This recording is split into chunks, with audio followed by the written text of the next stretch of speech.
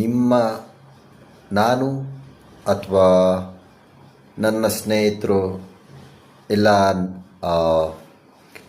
ಹೊಸ ಜನ್ರೇಷನ್ನವ್ರು ಯಾರು ಏನಾರು ಹೊಸದಾಗಿ ಕಲಿಬೇಕು ಅಂದರೆ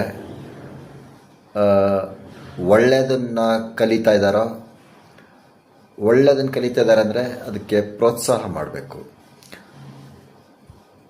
ಅವರು ಮನಸ್ಸಿನ ಬಗ್ಗೆ ತಿಳ್ಕೊಳೋದಂದರೆ ಬರೀ ಒಳ್ಳೆಯದೇ ತಿಳ್ಕೊಳೋಕ್ಕೆ ಆಗಲ್ಲ. ಕೆಟ್ಟದ್ರ ಬಗ್ಗೆನೂ ತಿಳ್ಕೊಳ್ಬೇಕಾಗತ್ತೆ. ಸ್ವಲ್ಪ ಯಾವುದು ಕೆಟ್ಟದ್ದು ಅಂತ ಗೊತ್ತಿದ್ರೆ ತಾನೇ ಕೆಟ್ಟದನ್ನು ಕೆಟ್ಟದ್ದು ಮಾಡೋದು ಕಡಿಮೆ ಮಾಡಿ ಒಳ್ಳೆಯದ್ರ ಕಡೆ ಗಮನ ಕೊಡೋಕ್ಕೆ ಸಾಧ್ಯ. ಸೊ ಏನು ಒಳ್ಳೆಯದು ಕೆಟ್ಟದ್ದು ಅನ್ನೋದು ಗೊತ್ತಿರಬೇಕು. ಮಾತಲ್ಲಿ ಗೊತ್ತಿರುತ್ತೆ ಸುಮಾರು ಜನಕ್ಕೆ, ಬಟ್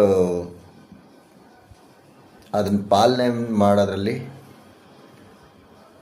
ಹೆಚ್ಚು ಕಡಿಮೆ ಮಾಡ್ತಾ ಇರ್ತಾರೆ. ನೀವು ಒಳ್ಳೆಯದು ಮಾಡ್ತಾ ಇದ್ದರೆ ಕಷ್ಟಗಳು ಜಾಸ್ತಿ ಬರುತ್ತೆ. ಆದರೆ ಕಷ್ಟಗಳು ಜಾಸ್ತಿ ಆಯಿತು ಅಂತ ಒಳ್ಳೆಯದನ್ನು ಬಿಟ್ಟು ಕೆಟ್ಟದನ್ನು ಮಾಡೋಕ್ಕೆ ಹೋಗಬಾರ್ದು. ಅಲ್ಲೇ ನಿಮಗೆ ಟೆಸ್ಟ್ ಇರೋದು. ಒಳ್ಳೆಯದು ಮಾಡ್ತಾಯಿರಿ, ಕಷ್ಟಗಳು ಬರ್ತಾ ಇರುತ್ತೆ. ಇನ್ನೂ ಒಳ್ಳೇದು ಮಾಡ್ತಾಯಿರಿ. ಕಷ್ಟಗಳು ಬರೋದು ಯಾವಾಗ ಕಡಿಮೆ ಆಗತ್ತೆ ಅದು ಹೇಳೋಕ್ಕಾಗಲ್ಲ. ಬಟ್ ಕಷ್ಟಗಳು ಒಳ್ಳೇದು ಮಾಡ್ತಾ ಹೋದಷ್ಟು ಕಷ್ಟಗಳೇ ಜಾಸ್ತಿ ಬರೋದು. ಯಾಕಂದರೆ ನಿಮಗೆ ಒಳ್ಳೇದು ಮಾಡೋದಕ್ಕೆ